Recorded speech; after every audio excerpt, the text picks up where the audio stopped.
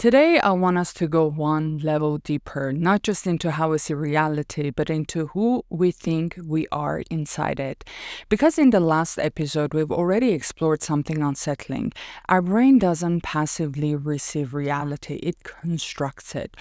But if that's true, then a deeper question naturally follows. Who is the one experiencing that reality? Most of us move through life with an unquestioned assumption that there is a stable me at the center of everything, a fixed identity, a consistent self, someone who thinks, decides, reacts, and experiences the world. But what if that self is not as solid as it feels? What if it's something our mind is constantly constructing, just like the reality around us? Hello, beautiful humans, and welcome back to another episode with me, your host, Ani. And here's the interesting thing. The idea isn't new. Across different traditions, and now even in neuroscience, we keep arriving at the same insight.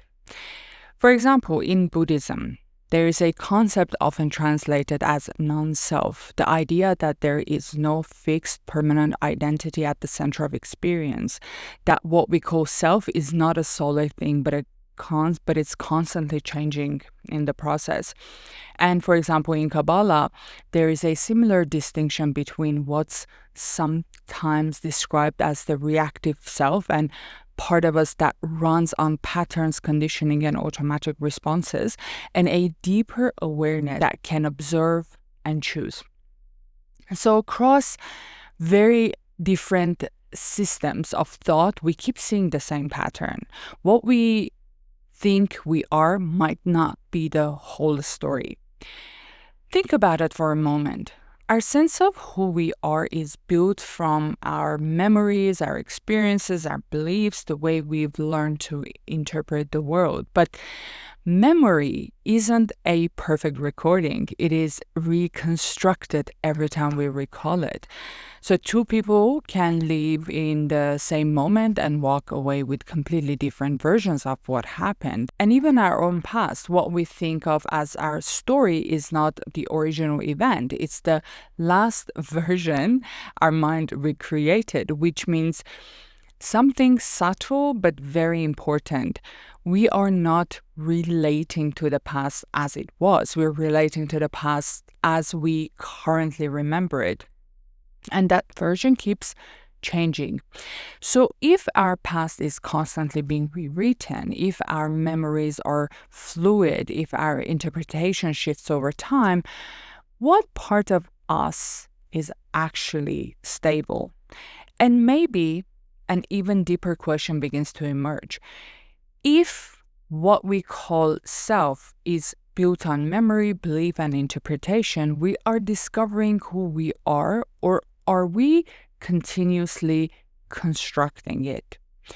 And this is where things start to get a bit uncomfortable, because if the self is not fixed, then the identity we've been protecting, defending, and trying to prove might be more flexible than we've ever imagined.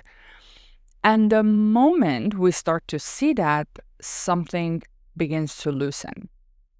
Beliefs work the same way. We weren't born believing we're too much or we're not enough. We learned it slowly, quietly, through repetition, through environment, through subtle signals over time.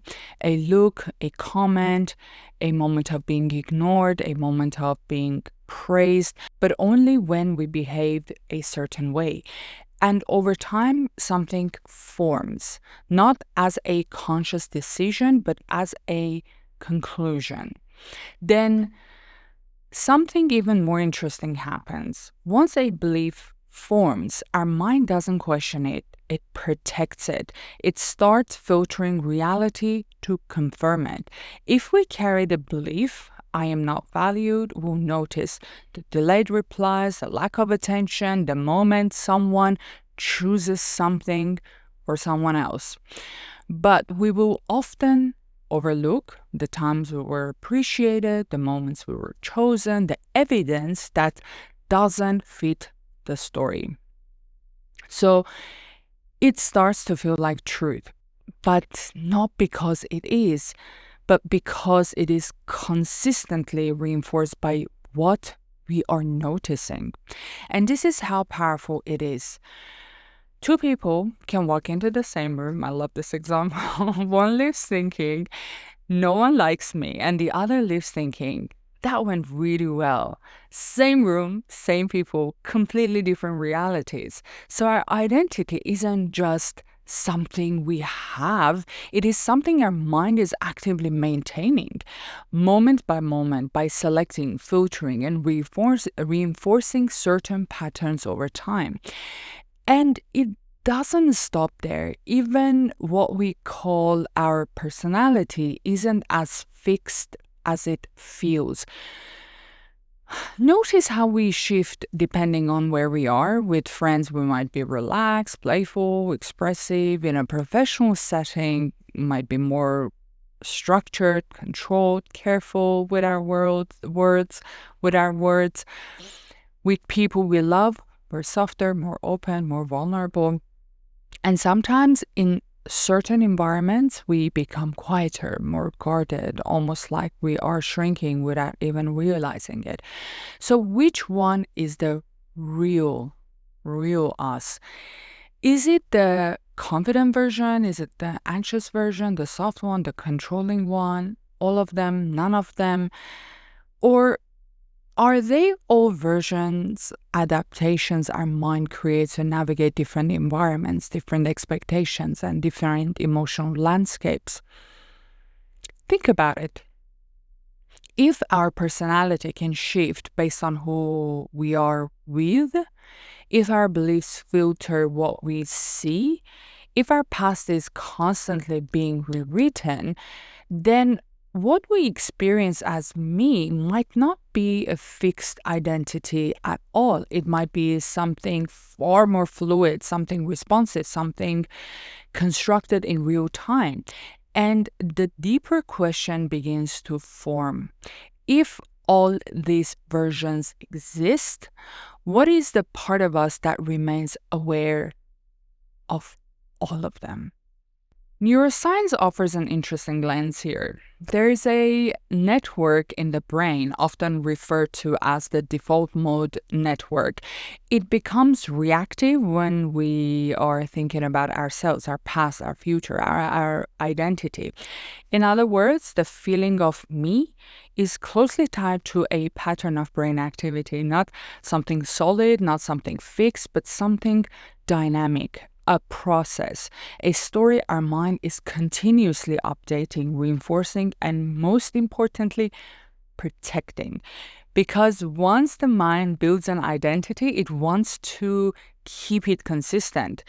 It will defend it, repeat it, even suffer to maintain it.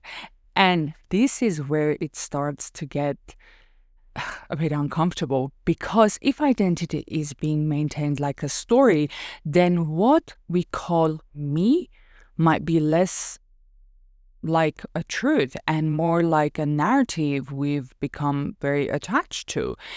Now, here's where it becomes truly mind-blowing, in my opinion. If thoughts arise automatically, if perception is constructed, if identity is consistently being updated, then who or what is aware of all of this? There is a subtle distinction most of us never notice. The difference between the thoughts, the emotions, the identity, and the awareness of noticing them. For example, we can say, I'm anxious, but if we pause, even for a second, we might notice, oh, there's anxiety. That shift might seem very small, but it changes everything, because if we can observe anxiety, it means it's not the entirety of who we are. Let me make this a bit more real. Imagine we send a message and there's no reply. Minutes pass, then hours, almost instantly a whole internal narrative begins. Did I say something wrong? they're losing interest. I'm not important. Notice how fast it starts to happen. No one said anything, no confirmation, no evidence, just interpretation. And yet it feels very real. But if we slow it down just slightly, we begin to see something subtle. Those thoughts didn't come from nowhere, but they also weren't consciously chosen. They appeared, and then we believed them. Now, let me give you another example. We walk into a room full of people. One part of us is scanning. Who's looking? Who's judging? Where do I stand? And suddenly we feel slightly tense, maybe just even small, not very confident. But someone else walks into the same room and sees opportunities, connections, curiosity. Same room, same people, completely different internal reality. So again, what's happening here? It's not just the world, it's the interpretation of the world. And more importantly, it's the awareness of that interpretation. Now, here's where we can bring in something deeper. In Buddhism, there's a concept of observing thoughts without identifying with them, seeing them arise and pass like clouds moving through the sky. So when we notice a thought instead of becoming it, we're shifting layers from automatic reaction to conscious observation, from being inside the story to seeing the story unfold. And this is where it becomes almost surreal, because if thoughts are appearing, if emotions are moving through, if identity is being updated, and all of it can be observed, then maybe, what we truly are is not the content, but the awareness of it. Almost like sitting in a theater. The movie is playing, it's intense, it's emotional, it's convincing, and for a moment we forget we are watching. We become the character. We feel everything as if it's happening to us.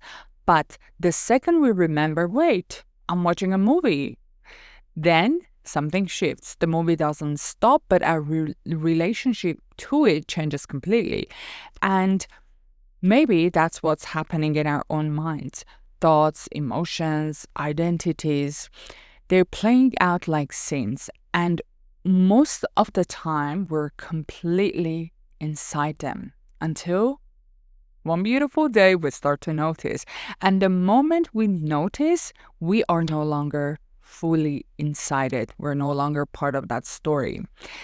So again, the question is, if all of this can be observed, who is doing the observing? That question doesn't just change how we think, it changes how we experience ourselves. And once we start to feel the distinction, it's very hard to go back to seeing ourselves as just the story. Or take another moment. We're in the middle of emotion, completely inside it. Anger, for example, not a mild irritation, but full internal takeover, hitting the body, tightness in the chest, thoughts moving fast. In that moment, it doesn't feel like we are experiencing anger. It feels like we are the anger. And there is no distance, no observer, no space, just identification. But then something subtle happens, a shift, not in the emotion itself, but in the relationship to it. We pause and notice, I'm noticing anger, and suddenly something opens. The anger is still there. Nothing external has changed, but internally, space appears. And in that space, something very important becomes possible. Choice. Not the absence of emotion, but the presence of awareness within it.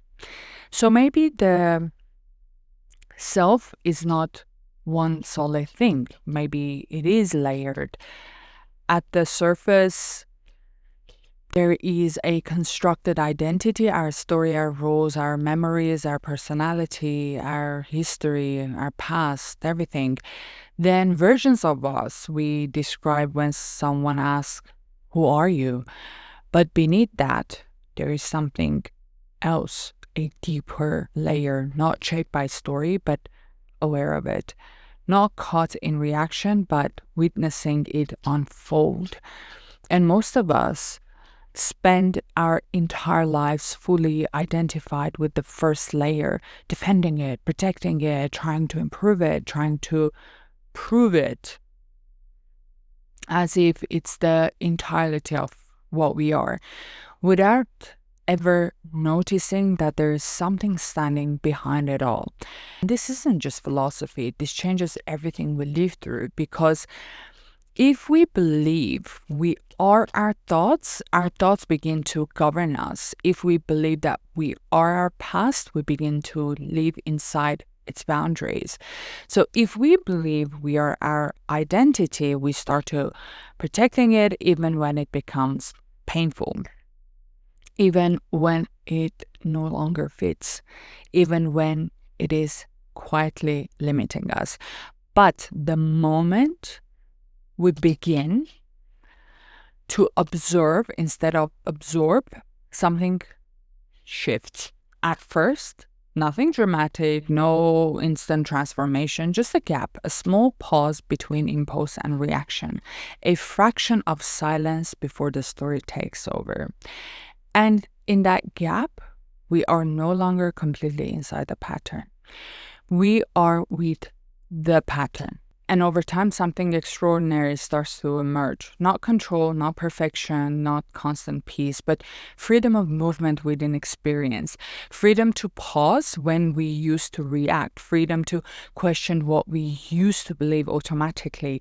Freedom to feel without becoming the feeling. Freedom to respond instead of repeat.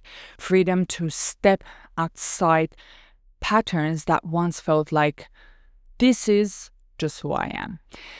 And slowly, the structure we thought was fixed begins to loosen. Not collapse, not disappear, just a bit softer. So maybe the real question was never, who am I? Maybe that question was already too small. Maybe the deeper question is, what is it in us that never becomes the thought, but sees the thought appear? What is it that never becomes the emotion, but knows that that emotion is there? Because the moment we start to look there, something irreversible happens.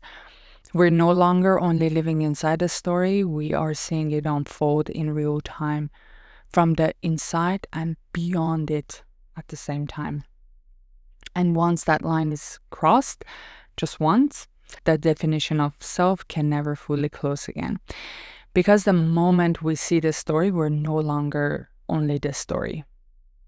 So my lovely listeners, thank you for being here with me, and thank you for your precious time, for going inward, for questioning what usually goes unquestioned, for staying with something that doesn't give you quick answers but opens deeper doors instead. And if something in this stayed with you, let it be and give it time. Just let it sit there quietly in the background of your day, and share this with someone who could benefit from it. Also, please share your thoughts with me in the comment sections. They mean so much to me. They really do. And until next time, stay aware, stay bold, and always go beyond the mind.